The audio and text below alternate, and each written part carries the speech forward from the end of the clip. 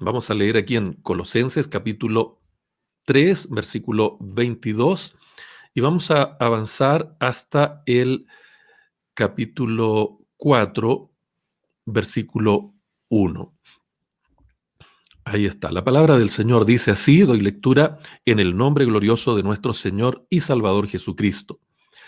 Siervos, obedeced en todo a vuestros amos terrenales, no sirviendo al ojo como los que quieren agradar a los hombres, sino con corazón sincero, temiendo a Dios.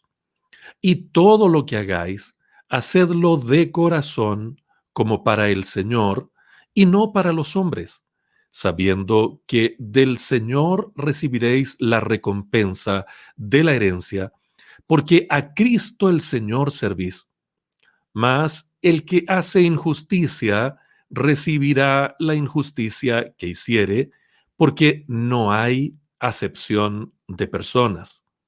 Amos, haced lo que es justo y recto con vuestros siervos, sabiendo que también vosotros tenéis un amo en los cielos. Amén. Ahí estaba la lectura de la bendita y gloriosa palabra del Señor. Cuando nosotros estamos mirando las instrucciones que Pablo ha entregado en cuanto a las relaciones entre las personas, relaciones familiares, ya vimos la semana pasada, y hoy día nos toca ver estas relaciones. Vamos a tratar de explicarla en el contexto de lo laboral para nuestros días, pero si lo miramos en el contexto del tiempo bíblico, en lo que es el siglo I, nos damos cuenta de que hay una gran diferencia, por supuesto, entre las relaciones de esposo y esposa, padres e hijos, con respecto a las relaciones entre amos y siervos, ¿no? Sin embargo, lo que hace similares a estas relaciones, a todas estas relaciones interpersonales, es que todas han sido gravemente afectadas por el pecado. Desde la caída de nuestros primeros padres, podemos ver que todas estas relaciones se deterioraron y perdieron completamente el sentido original que han tenido. Vemos en Edén que el propósito de Dios para el matrimonio era extraordinariamente significativo y trascendente. Dios crea a un hombre y a una mujer para que se unan y puedan procrear una serie de hijos que vamos a ver a lo largo de la Biblia, que el propósito de Dios era que fueran una descendencia para Él, una descendencia para el Señor, una descendencia de hijos similares al Hijo de Dios. Y ese es el gran propósito del matrimonio. Ayuda, compañerismo, unión, cariño, el cultivo de la sexualidad en forma plena y, por supuesto, la creación y la formación de hijos en el temor del Señor que conozcan al Señor. Del mismo modo, la relación entre padres e hijos está fuertemente reflejada en la relación que Dios tiene hacia nosotros. Un padre amoroso, un padre que provee, un padre que enseña, unos padres que acogen, que forman. Ese es el sentido de las relaciones entre padres e hijos. Y estas relaciones fueron afectadas por el pecado. Pero también vemos en Génesis que hay relaciones que Dios nos ha encomendado en términos de comprender que Él es el gran dueño, Él es el gran amo, Él es el gran poseedor de todo. Dios es el dueño. Los salmos dicen, del Señor es la tierra y su plenitud, el mundo y todos los que en él habitan, porque Él la fundó sobre los mares y la afirmó sobre los ríos. Esa expresión tan hermosa nos muestra que hay un solo dueño, un solo Señor, un solo gobernante, un solo soberano. Y ese soberano es Dios. Él es el dueño de todo. Y entonces nosotros, desde Adán hasta nuestros días, somos administradores de lo que Dios nos pone a nuestra responsabilidad. No es algo propio nuestro, sino que todo es de Él, pero nosotros lo administramos. El Nuevo Testamento nos enseña que los administradores deben ser fieles, debemos dar cuenta, debemos ser productivos. La palabra del Señor nos da grandes y hermosas orientaciones respecto de cómo desarrollar estas relaciones entre el verdadero amo y nosotros, sus siervos. Sin embargo, esta relación también fue brutalmente afectada por el pecado. El hombre desarrolló una absoluta fiebre por tener, acumular, y en el proceso de acumular, en el proceso de tener, de sentirse el dueño, comenzó no solamente a explotar de manera depredadora el medio ambiente que Dios ha creado para el bienestar de todos, no solo de unos pocos, sino que además el hombre empezó a ejercer control, dominio, potestad sobre otros hombres, incluso con la muerte. Vemos cómo la violencia rápidamente, producto del pecado de la desobediencia, se instaló en el corazón humano y luego hemos visto a través de la historia que imperio tras imperio, reino humano tras reino humano ha sido afectado, ha sido absolutamente quebrantado por la avaricia, por las conquistas, por la dominación de unos con otros. Eso polariza a las naciones.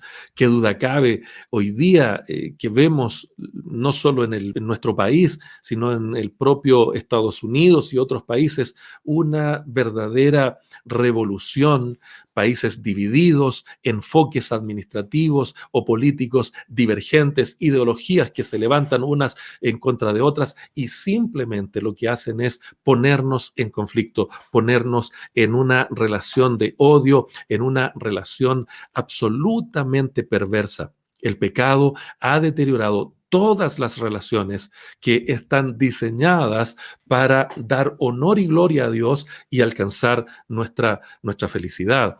Los catecismos cristianos históricos siempre parten con esta verdad, que hacemos todo para la gloria del Señor y mientras hacemos las cosas con excelencia, con dedicación y con amor, con la mejor de las intenciones para que Dios sea glorificado, en ese proceso somos también nosotros beneficiados. Cuando hacemos las cosas para la gloria de Dios, Dios siempre nos va a beneficiar.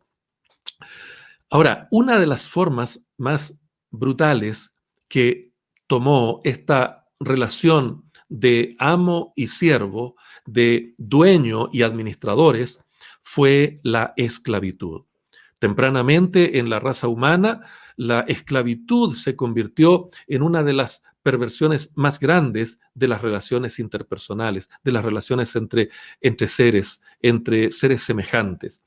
Hay que señalar que la esclavitud es una más de las consecuencias del pecado, porque los propósitos de Dios están muy lejos de tener la intención de que un ser humano pudiera llegar a ser tratado como la propiedad de otro y ser vendido como si fuera una mercancía, con la eliminación de todos sus derechos y de toda dignidad humana. Los historiadores difieren en la cantidad de esclavos que había en los tiempos del Imperio Romano. Algunos asumen que había entre una cuarta parte de la población, estaban en esa condición de esclavitud, pero otros hablan de que la mitad de la población en aquellos años formaba parte de esta enorme masa de personas que eran los esclavos, un estrato social que era indudablemente el más bajo de todos, el más triste de todos. David Burt dice que lo siguiente, me voy a permitir leer esta cita del hermano Burt. Él dice, no todos los esclavos eran personas sin educación o sin eminencia social. La educación de los hijos de la aristocracia imperial estaba muchas veces en manos de esclavos. Otros esclavos llegaban a ocupar puestos importantes en la administración de las haciendas de sus amos. Era así porque no todos los esclavos habían nacido en esclavitud, sino que muchos eran prisioneros de guerra, deudores o personas secuestradas de sus pueblos de origen, fueran cuales fueran sus niveles sociales y educativos. Hasta ahí la cita del hermano Bird. ¿Qué nos enseña esto? Las razones por las cuales una persona podía llegar a convertirse en esclavo de otras eran múltiples y muy variadas. Al menos en los tiempos bíblicos, esto tenía que ver generalmente con deudas contraídas. Sin embargo, la ley de Dios expresada a través de Moisés ponía una serie de regulaciones y una serie de elementos para mejorar las condiciones de los esclavos y adicionalmente ponía una enorme motivación para que aún una relación tan brutal como la esclavitud pudiera llegar a convertirse en una relación de cariño, de afecto, en lo que usted seguramente conoce acerca de la ley de la esclavitud por amor, que era una especie de estado ideal de las relaciones entre alguien que trabajaba para otra persona, que terminaba generándose un vínculo de cariño, un vínculo de buen trato, un vínculo de amistad y de buenas relaciones. Ese modelo, indudablemente, no lo vemos acá en el Imperio Romano, en donde las relaciones entre los amos y los esclavos eran en su mayoría todas injustas. Una dominación de otro país, un secuestro podía llegar a la esclavitud. Eran razones muy, muy perversas. En algunos casos incluso los esclavos que tenían cierta formación educacional, cultural u otras habilidades contaban con alguna mínima consideración. No obstante, basta leer los libros de historia y darnos cuenta de que los esclavos siempre dependían de la voluntad de sus amos y comúnmente sus condiciones de vida eran deplorables. Además que, ¿para qué vamos a hablar de algún tipo de defensa legal que pudieran tener? El apóstol Pablo no aborda la esclavitud de manera crítica en este pasaje. No está ni apoyando la esclavitud ni rechazándola tampoco. El enfoque de Pablo aquí se centra en una cuestión mucho más profunda, mucho más trascendente. Lo que Pablo plantea acá es el efecto que el Evangelio debiera producir tanto en esclavos como en amos, para que reconozcan el señorío de Jesucristo, para que vuelvan al modelo original de Génesis, para que vuelvan a comprender que independientemente de cuestiones de trabajo, de labores, etcétera, ambos, esclavos y amos, reconozcan que el único amo, el único señor, el único dueño en definitiva, tanto de amos terrenales como de esclavos terrenales, es el Dios soberano y Señor que es nuestro Salvador Jesucristo. Mediante esto se pueden convertir en mejores personas, pueden incluso ser más eficientes en el trabajo y pueden incluso llegar a ser más considerados en sus relaciones, sobreponiéndose a todo lo que el pecado ha producido en estas ya deterioradas relaciones interpersonales. En otras palabras, Pablo no propone acá un cambio político. No está proponiendo tampoco un cambio económico, sociológico o cultural cuando enfrenta las relaciones entre esclavos y amos, sino que se enfoca en una transformación mucho más radical, en una transformación mucho más profunda, aquella que solamente Cristo puede efectuar, como ya lo ha descrito en los capítulos anteriores en el contenido de esta preciosa carta a los colosenses. Esta transformación que Pablo está ordenando acá debe producir al menos dos grandes resultados. Y de eso vamos a hablar en esta mañana. El primer resultado, que la transformación que produce la salvación en Cristo en estas personas o en este tipo de relaciones, debiera dar como resultado nuevas actitudes de parte de los siervos cristianos. Los versículos 22 al 25, lo vuelvo a leer, dice: siervos obedeced en todo a vuestros amos terrenales, no sirviendo al ojo como los que quieren agradar a los hombres, sino con corazón sincero, temiendo a Dios. Y todo lo que hagáis, hacedlo de corazón, como para el Señor y no para los hombres, sabiendo que del Señor recibiréis la recompensa de la herencia, porque a Cristo el Señor servís. Mas el que hace injusticia recibirá la injusticia que hiciere, porque no hay acepción de personas. ¿Cuáles son entonces las nuevas actitudes que los siervos cristianos debieran desarrollar en esta tortuosa y compleja relación entre amos terrenales y esclavos terrenales? El verso 22 parte diciendo: siervos, obedeced en todo a vuestros amos terrenales.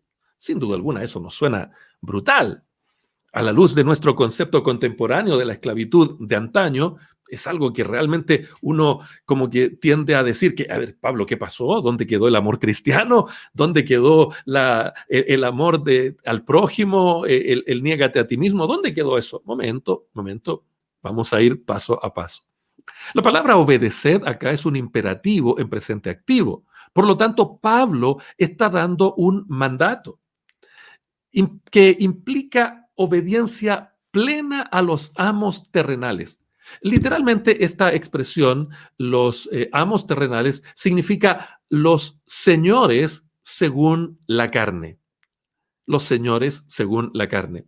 Sin embargo, hay que dejar constancia de que en esta orden, Pablo no está aprobando la esclavitud, menos los sufrimientos derivados de la esclavitud. No nos apresuremos a juzgar eso. Pablo no está planteando, muy bien, hay que aceptar la esclavitud. No, momento. Pablo está yendo mucho más profundo a lo que está proponiendo acá, con este mandato tremendo hacia los esclavos cristianos de aquella época. Él les está diciendo que deben obedecer en todo a sus amos terrenales.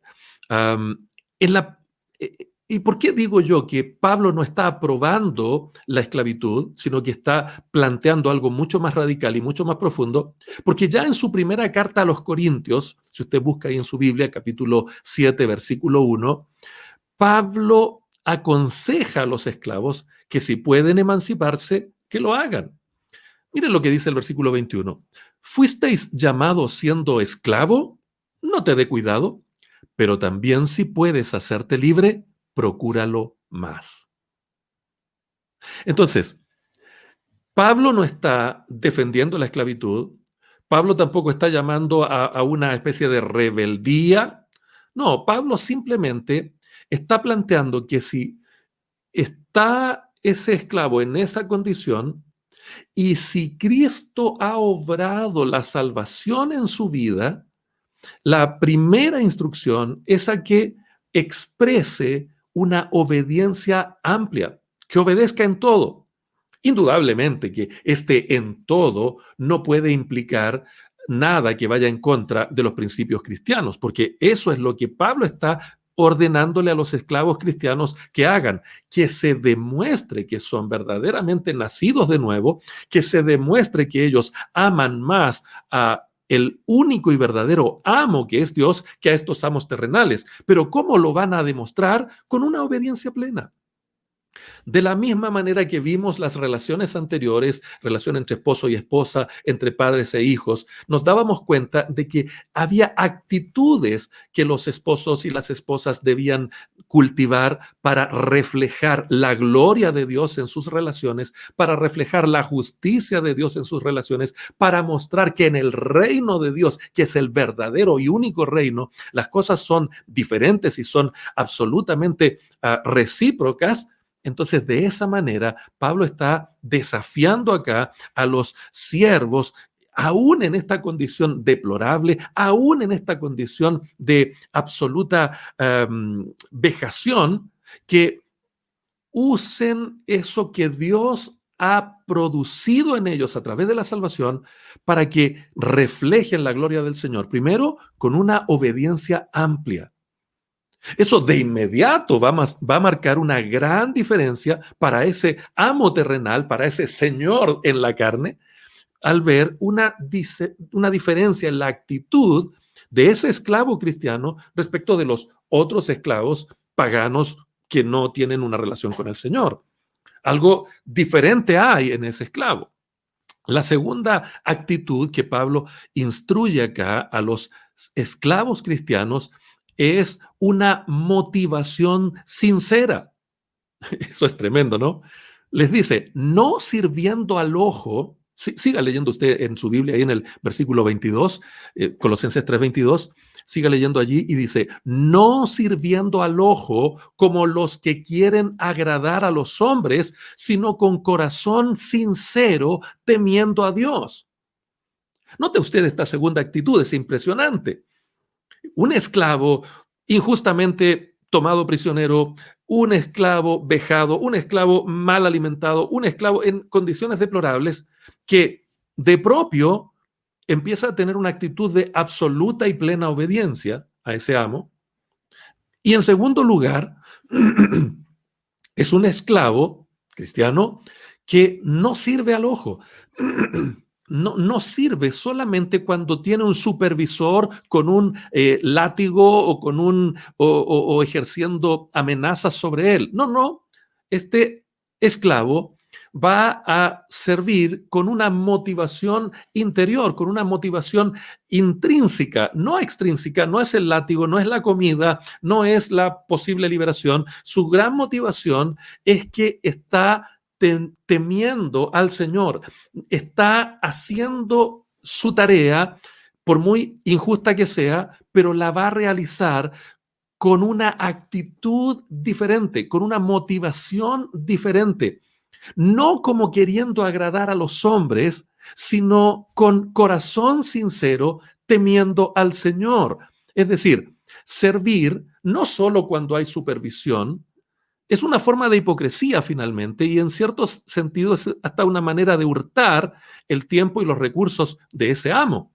En cambio, un corazón sincero indica la cualidad de ser honesto y ser también directo, tanto en actitud como en discurso.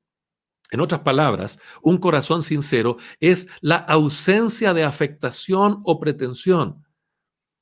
Si usted va siguiendo la idea de lo que Pablo está planteando acá, se va a dar cuenta que lo que él está instruyendo a los esclavos cristianos es sin duda un esfuerzo adicional, es sin duda alguna algo que va en contra de lo natural. Y eso solo es posible para personas que han nacido de nuevo, que tienen la vida de Dios desarrollándose en sus propias vidas, que tienen a Cristo formándose en sus corazones, que tienen el ejemplo de Cristo, que siendo Dios se convirtió en esclavo, se hizo un esclavo, tomó la forma de un siervo para obedecer al verdadero amo.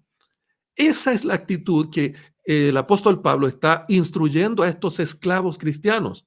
Primero, obediencia amplia, luego motivación sincera, pero en tercer lugar, este temor correctamente enfocado. Versículo 22 dice ahí al final, temiendo a Dios.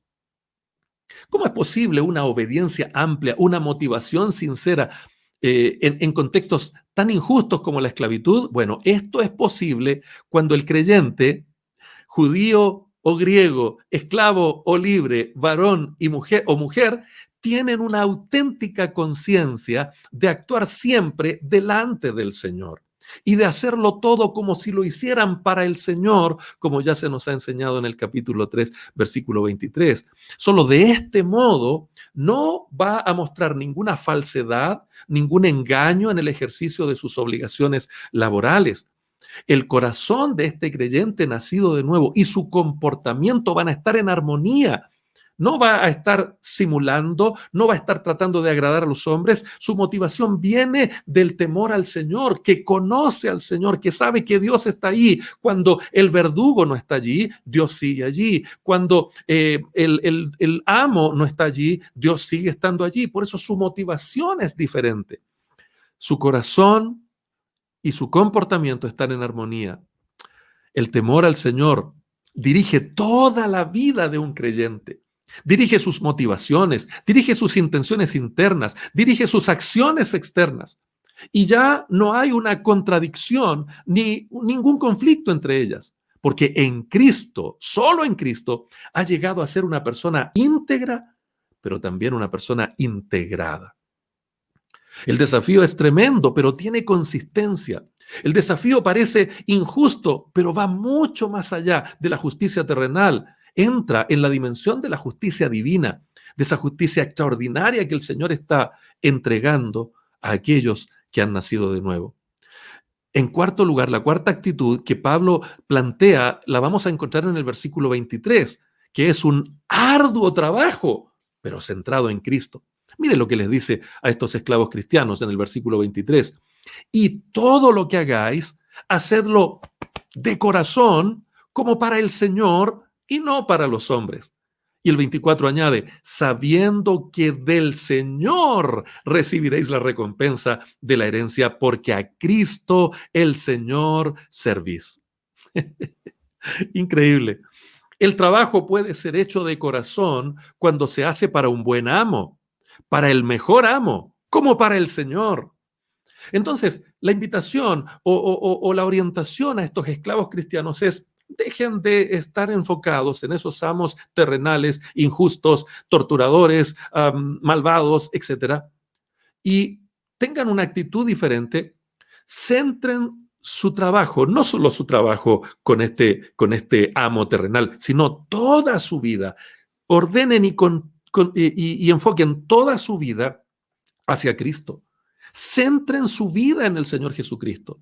De esa manera se van a dar cuenta que están trabajando para un amo absolutamente justo, para un amo absolutamente bueno, para un amo absolutamente generoso. Ese mensaje hacia ese amo terrenal va a ser tremendo, va a ser impactante, va a ser impresionante. El Señor es un amo que recompensa a sus siervos. Mire, por favor, si tiene la posibilidad y tiene su Biblia a mano, busque ahí en 2 Corintios capítulo 5, versículo 10, y vamos a encontrar un paralelo tremendo a esto. Dice Pablo a los Corintios, 2 Corintios capítulo 5, versículo 10, porque es necesario que todos nosotros comparezcamos ante el tribunal de Cristo para que cada uno reciba según lo que haya hecho mientras estaba en el cuerpo, sea bueno o sea malo. ¿Qué significa esto? Que habrá un momento en el que el Señor, el verdadero Señor, el único Señor, evaluará el trabajo de sus siervos, no conforme a las leyes corruptas que se manejan aquí en la tierra, esas leyes que se hacen después de una comilona a las afueras del Congreso, o esas leyes que surgen de los pactos en el tiempo electoral y que duran menos que un estornudo, porque son absolutamente vanos, porque el corazón del hombre está lleno de maldad. No, no, no. Cuando el Señor haga su juicio, su evaluación, cuando el Señor evalúe el trabajo de sus siervos, Él hará esta evaluación en base a su omnisciencia. Él no solamente ve lo que está delante de nuestros ojos, Él puede ver hasta las intenciones del corazón. Él puede ver qué me motiva a hacer las cosas. Él puede saber si es verdad lo que estoy diciendo. Él puede saber si soy un mentiroso, un falso, si soy un desobediente encubierto. Todo eso lo ve el Señor. Por lo tanto, cuando Él va a juzgar, Él va a dar recompensas a quienes realmente merecen esas recompensas. Ese es el escrutinio perfecto del Señor. El Señor evalúa la obra, pero también evalúa la forma en que esa obra se lleva a cabo. El cristiano entonces recibirá el bien que haya sembrado, de modo que ningún trabajo hecho en el Señor es en vano, como nos enseña 1 Corintios 15, versículo 8, perdón, 15:58, dice: así que, hermanos míos amados, estad firmes y constantes, creciendo en la obra del Señor siempre, sabiendo que vuestro trabajo en el Señor no es en vano. No se cansa el siervo de Dios al enfocarse en la generosidad justa del Señor. Mire lo que dice Gálatas 6:9. No nos cansemos, pues, de hacer bien, porque a su tiempo segaremos si no desmayamos. Por esa razón, mis amados hermanos, este llamado a estos esclavos cristianos era a centrar su arduo trabajo no en el amo terrenal, sino en el amo verdadero, en el que sí es justo, en el que ve todo, el que escudriña todo y el que recompensa o retribuye con absoluta generosidad. Y finalmente, la quinta actitud que Pablo esperaba que estos esclavos cristianos desarrollaran era una esperanza en una retribución imparcial. Qué bueno es esto. 25. Mas el que hace injusticia recibirá la injusticia que hiciere, porque no hay acepción de personas. Es interesante que este versículo 25 sirve como una especie de puente entre lo que el apóstol ya ha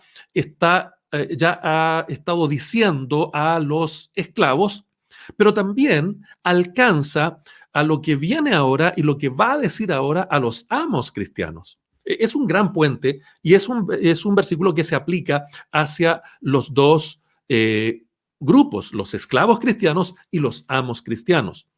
No hay acepción de personas es la frase que nos permite entender que todo el contenido de este versículo 25 trata tanto de amos como de esclavos. También hay un pasaje paralelo que me gustaría considerar en Efesios capítulo 6, versículo 8. En este pasaje, Pablo señala lo siguiente: sabiendo que el bien que cada uno hiciere, ese recibirá del Señor, sea siervo o sea libre.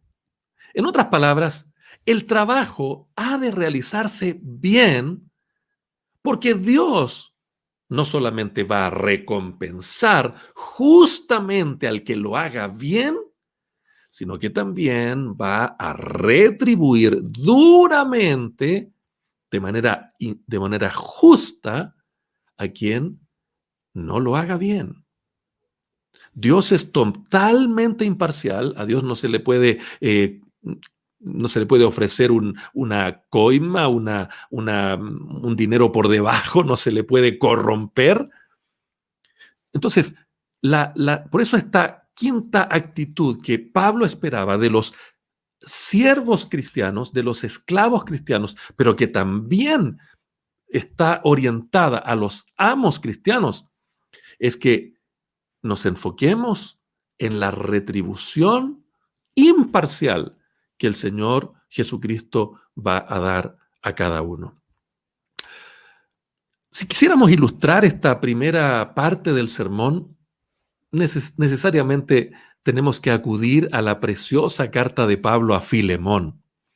Aquí vemos en la práctica, no en la teoría, la relación entre un amo cristiano, llamado Filemón, y un esclavo que se convirtió también en cristiano llamado Onésimo. Ambos están allí en una relación tensa, en una relación compleja.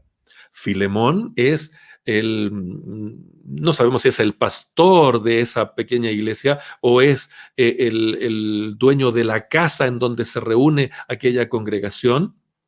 No tenemos claridad acerca de eso, pero es un colaborador de Pablo, muy amado por Pablo, y a quien Pablo le escribe esta carta por una razón muy sencilla. Filemón, como era habitual en aquella época, para las personas de acomodada posición social, era un cristiano con recursos económicos, y este cristiano, Filemón, tenía esclavos dentro de sus propiedades, y uno de estos esclavos era Onésimo. Onésimo, en medio de lo propio de la época, tiene un conflicto. No sabemos si robó o simplemente huyó y dejó a Filemón, exponiéndose a un riesgo bastante grande. Los historiadores nos comentan que cuando un esclavo escapaba de su amo en aquella época y lo atrapaban, había dos posibilidades para ese esclavo, solo dos posibilidades. La más terrible era, y la más habitual, era que lo mataban. Se consideraba al esclavo propiedad de su amo. Entonces, un esclavo que escapaba, simplemente lo asesinaban. Pero cuando había un poquito más de clemencia, lo que podría sonar muy crudo, pero la mejor posibilidad que podía llegar a tener este esclavo que escapaba, al que no lo mataban, era que con un fierro incandescente le grabaran la letra F en su frente, indicando que era un fugitivo. Esto obviamente iba a reducir, en primer lugar, las posibilidades de que otro amo lo quisiera comprar. En segundo lugar, iba a reducir las posibilidades de que tuviera cierta flexibilidad en su trabajo y aumentaba las posibilidades de que lo trataran muy mal si es que quedaba vivo. Por lo tanto, escapar de un amo era algo tremendo. Esa era, sin duda alguna, ese era el futuro para Onésimo luego de haber escapado de Filemón. Pero en la providencia de Dios y en esta escapatoria de Onésimo se encuentra con Pablo, que a la sazón estaba preso. Eh, y en aquel lugar, el apóstol Pablo probablemente fue quien lo evangeliza y Onésimo recibe a Jesucristo como su Señor y Salvador personal. Entonces ahora estamos en una posición en donde tenemos un amo terrenal, un amo según la carne llamado Filemón, que era cristiano, y un esclavo llamado Filemón, llamado Onésimo, que ahora también es cristiano. Pero la relación entre ambos, de acuerdo a lo que pasaba en la época, tenía dos y solo dos desenlaces: o matar a Onésimo o marcar a Onésimo de por vida. Pero aquí es donde Pablo escribe su carta a Filemón, invitando a Filemón a que perdonara a Onésimo. Y a Onésimo le da la orden de que vaya de vuelta donde su amo y se encuentre con él. Y Pablo le ordena a Filemón que, a pesar de todas esas normativas corruptas, injustas, afectadas por el pecado, como ellos dos eran personas nacidas de nuevo, hicieran algo que reflejara la gloria de Dios, hicieran algo en su relación que trayera mayor gloria al Señor y que mostrara la justicia de Dios. Y le ordena a Filemón que lo reciba y que lo trate como a un hermano. No sé si usted logra captar lo que estoy tratando de expresar. Aún en las relaciones sociales más deterioradas, aún en las relaciones sociales más corrompidas, aún en el matrimonio más destrozado, aún en la relación de padres e hijos más deteriorada por el pecado, aún en las relaciones de patrones y empleados más injustas, el evangelio puede marcar una diferencia. El evangelio puede transformar esas relaciones corruptas en una tremenda oportunidad para reflejar la gloria de Dios, la justicia del Señor.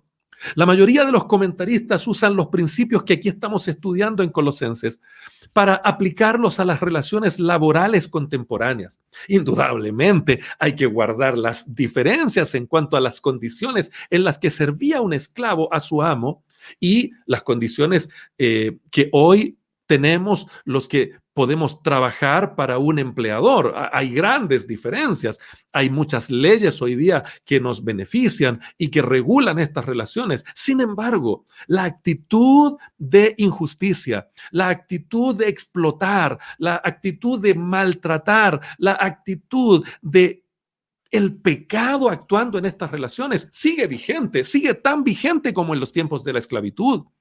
Hemos visto casos en televisión de un restaurante hace poco tiempo muy famoso acá en Chile, en donde el administrador o el supervisor literalmente agredía no solo física, emocional y económicamente a las personas que trabajaban allí en ese lugar. Eso es prácticamente el mismo espíritu de pecado, el mismo espíritu diabólico que ha cruzado todas las edades de nuestro mundo, afectando las relaciones entre seres humanos que debieran amarse, servirse y ayudarse mutuamente. Aquí es donde hoy día podemos darnos cuenta que un trabajador cristiano debería exhibir estas mismas actitudes enunciadas: obediencia amplia, motivación sincera, un temor correctamente enfocado, un trabajo arduo centrado en Cristo y la esperanza en una retribución parcial. Si los trabajadores cristianos fuéramos así como la palabra del Señor nos muestra, sin duda alguna, que cada uno de nosotros seríamos antorchas vivas del Evangelio en nuestras fuentes de trabajo, en nuestros puntos de trabajo. Allí estaría una predicación absolutamente revolucionaria. Alguien dirá, sí, pero van a abusar de él, van a maltratarlo. Oh, primero pruébelo. Primero pruebe el principio bíblico antes de imaginarse lo que va a ocurrir. Porque la palabra del Señor es fiel y es verdadera. Cuando obedecemos a la palabra del Señor, las cosas cambian de manera extraordinaria. Una antorcha viviente, un empleado cristiano mostrando la gracia de Dios allí, un empleado cristiano aún hasta sin palabras, sino con su conducta, con su actitud, en obediencia a la palabra del Señor, va a transformar ese lugar de trabajo. Honestidad, obediencia, motivación intrínseca, una esperanza en una retribución futura mayor. El Señor siempre, siempre va a bendecir la obediencia de sus hijos. La palabra del Señor nos enseña que los que confían en el Señor jamás serán avergonzados. Y le puedo decir que es así. Amados, que todo el mundo, jefes, compañeros de trabajo y aún los subordinados, sepan y confirme que Jesucristo ha obrado en nuestras vidas. Si hacemos nuestros estos principios, le aseguro, mi querido hermano, mi querida hermana, que allí en ese lugar de trabajo en donde tú estás, algo diferente va a empezar a ocurrir. La luz del Evangelio, la justicia de Dios va a empezar a imperar en aquel lugar y las condiciones poco a poco van a transformarse. Ahora, si tu jefe en algún momento se transforma en un Filemón que conoce a Cristo como su único y personal Salvador, te aseguro que esa empresa va a haber una revolución espiritual en ella que los va a beneficiar a todos. En segundo lugar, el apóstol Pablo les habla a los amos cristianos en Colosas respecto de las nuevas actitudes que debieran tener los amos cristianos. Lea conmigo el versículo 1 del capítulo 4 de Colosenses, donde dice: amos, haced lo que es justo y recto con vuestros siervos, sabiendo que también vosotros tenéis un amo en los cielos. Aunque vimos que el versículo 25 se aplica tanto a siervos como a amos, consideremos ahora la instrucción específica para estos cristianos que tenían siervos a su cargo. Hay dos palabras interesantísimas que están en esta orden que el apóstol Pablo les está dando a los amos cristianos, a estos señores, a estos hombres de posición acomodada que tenían esclavos a su servicio. Les dice allí: haced lo que es justo y recto. Estas dos palabras son centrales en la orden de Pablo. La palabra justicia o justo en el griego es dikaion o dikaion, cuya raíz es la palabra dike, que significa justicia o castigo. Se refiere a cualquier cosa que esté de acuerdo con los principios de justicia y ley moral. Es decir, sean justos, sean verdaderamente justos, no sean parciales, pero añade adicionalmente la palabra rectitud del griego isoteza, que viene de la raíz isos, que significa igual. Rectitud entonces se refiere a igualdad. es la cualidad de ser lo mismo, tanto en cantidad como medida o como estatus. Nota eso. Lo que Pablo les está ordenando a los hermanos de Colosas que tienen esclavos dentro de sus propiedades es que aún a esos esclavos, aunque para el Imperio Romano no tengan derechos, aunque para el gobierno imperante sean solo una fuerza de trabajo que puede ser maltratada, etcétera, etcétera, pero ustedes, como hijos de Dios, trátenlos con justicia, pero trátenlos como iguales. Eso era revolucionario en ese tiempo.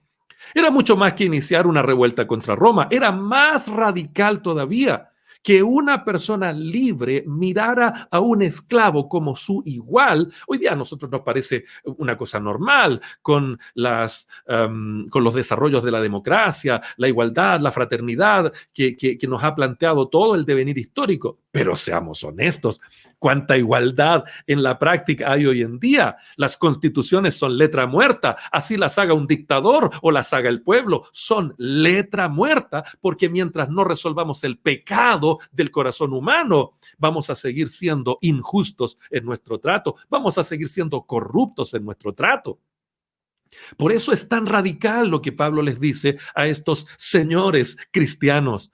Traten aún a sus esclavos con justicia y considérenlos como iguales en cantidad, en medida o en estatus. ¿Por qué? Porque el evangelio ha producido una transformación revolucionaria que está por encima de la política, está por encima de los gobiernos, está por encima de la economía, está por encima de todo. Cuando Jesucristo resucita y les da la orden de evangelizar a los discípulos, Él les dice que Él tiene todo poder, toda autoridad en el cielo, en la tierra y debajo de la tierra también. Esa transformación revolucionaria es lo que estamos viendo acá. Aquí vemos cómo se protegen los derechos del esclavo, llamando a los dueños a tratarlos con justicia, con equidad, y no tanto como manifestando compasión. No es una cuestión de lástima, no es una cuestión de, ay, pobrecito, entonces le voy a poner alcohol para sus heridas. No, no, no, no, no, no, no. No, es mucho más que eso, es mucho más que compasión, es mucho más que lástima.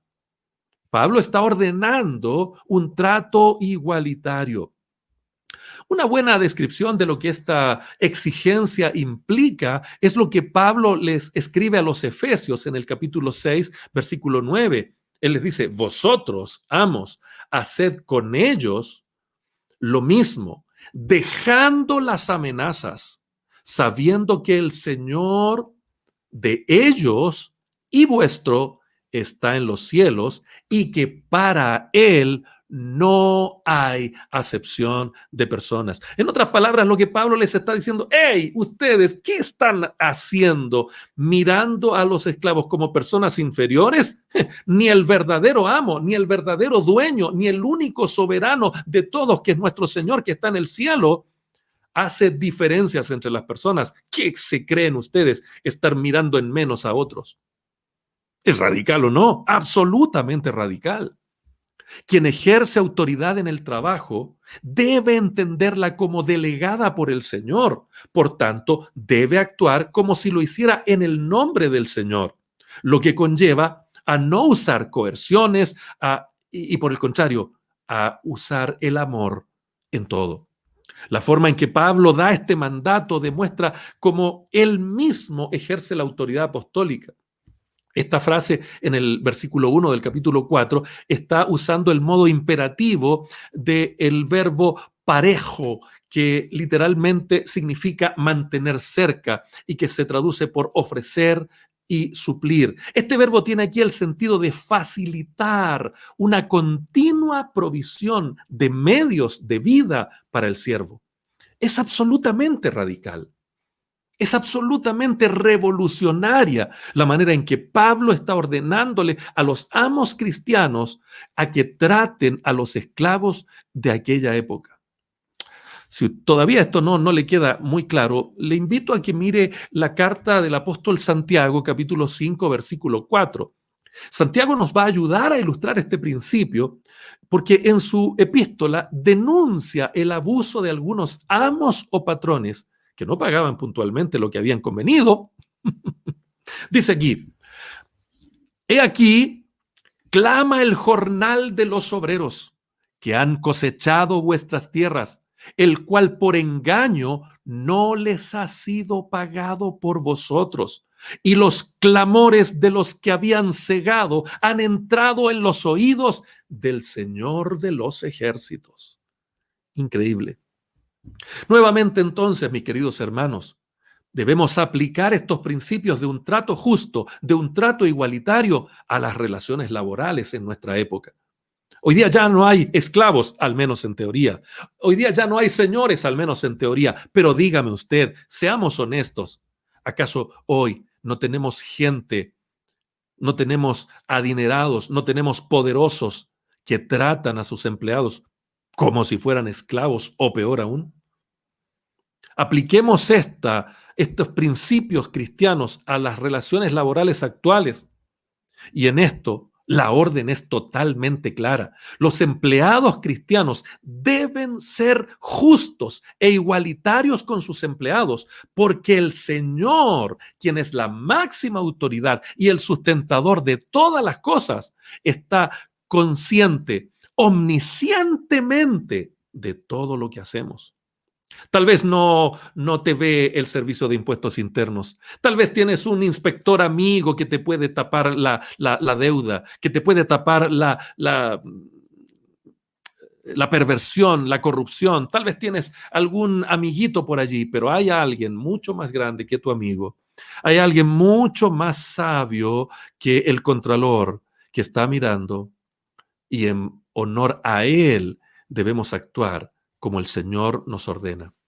Una vez más, encontramos aquí la reciprocidad en las relaciones que Dios regula, repara y lleva a un nivel más elevado. Todo esto es un reflejo de la justicia perfecta de un Dios grande, infinito, un Rey perfecto que ejerce soberana voluntad en quienes han experimentado el reino de Dios en sus vidas. Bendito y alabado sea el nombre del Señor.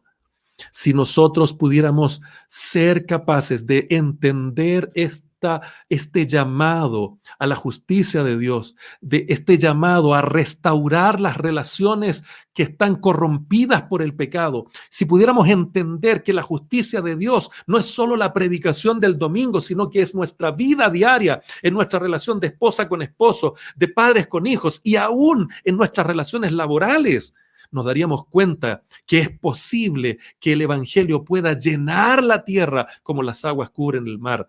Es posible mostrarle a las personas con esta conducta correcta, justa e igualitaria, honesta, llena de amor, esforzada y trabajadora, que una propuesta cristiana de relaciones interpersonales es mucho más grande y superior y más absolutamente perfecta que cualquier ideología gastada y añosa de algún grupo político que ya han demostrado fracaso tras fracaso.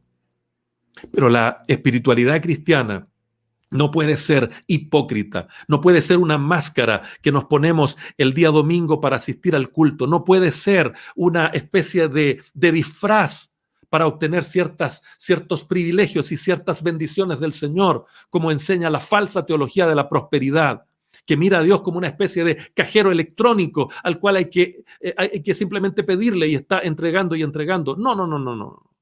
Las relaciones laborales son una extraordinaria oportunidad para que el evangelio pueda mostrarse en forma práctica. ¿Usted es empleado? ¿Usted es trabajador? ¿O usted es un empleador? ¿Es un jefe? ¿Es un dueño? ¿Es un patrón?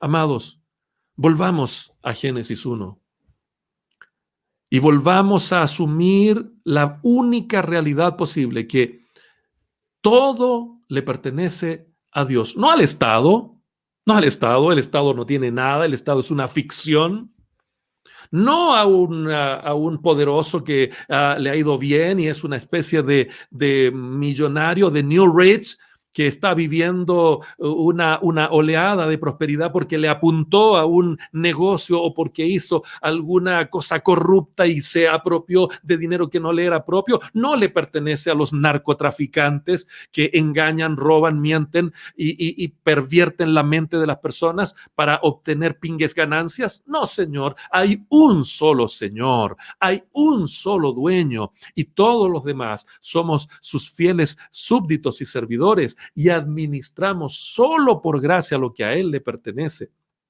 Entonces, si queremos reflejar este gobierno perfecto de Dios en la tierra, tenemos que partir restaurando esas relaciones que se corrompieron por el pecado.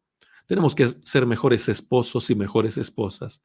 Tenemos que ser mejores padres y mejores hijos, pero también tenemos que ser mejores empleados y mejores empleadores, llevando el reino de Dios a la fábrica, llevando el reino de Dios al colegio, a donde quiera que el Señor nos permita estar. Allí, en ese lugar, la gloria del Señor puede verse reflejada en esta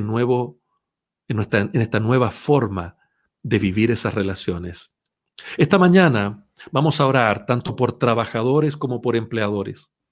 Para nosotros los cristianos el trabajo no es una maldición, como enseñan algunos equivocadamente.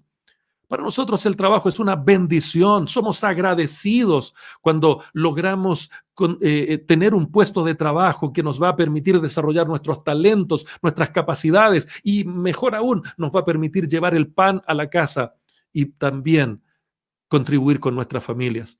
Además, el trabajo es una tremenda oportunidad, una preciosa oportunidad que Dios nos da para reflejar su gloria y su justicia. Recuerde que lo que Pablo enseña aquí no es una propuesta opcional, es un imperativo ético, es una orden para cristianos que va a permitirnos evidenciar nuestra condición de cristianos genuinos. He visto tanta gente orar y rogar con humildad por un trabajo y después quejarse porque es mucho lo que hay que hacer. En el fondo era un flojo, no era un cristiano verdadero. Pero también he visto empresarios llegar rogando a la iglesia por que el Señor tenga misericordia para no irse a la bancarrota, porque están en medio de un conflicto tan grande. Y una vez que se resuelve el problema, o desaparecen o vuelven a convertirse en tacaños e injustos, arrogantes, descomedidos, desconsiderados, déspotas. Dios nos enseña la forma correcta de relacionarnos laboralmente. Sujetémonos a los mandatos del Señor y le aseguro que vamos a ver florecer la bendición del Señor en todo. No sé si usted tiene alguna situación compleja en esta mañana en cuanto a sus relaciones laborales. No sé si usted está tal vez desempleado o desempleada. No sé si usted está recién emprendiendo y está recién relacionándose con las primeras ganancias de su proyecto empresarial. No sé en qué situación está usted, pero déjeme decirle en esta mañana, nunca olvide que hay un solo dueño y nosotros somos simples administradores de las misericordias del Señor. Le invito a que oremos en esta mañana. Ponga en esta mañana su corazón en lo que el Señor puede hacer con usted, con su familia, con su proyecto, con lo que tenga entre manos. Empiece a mirar a las personas que le colaboran, sirven, trabajan con usted o para usted, ya no como sus subalternos o sus súbditos, menos como esclavos. Empiece a verlos como iguales. Empiece a verlos con la justicia de Dios.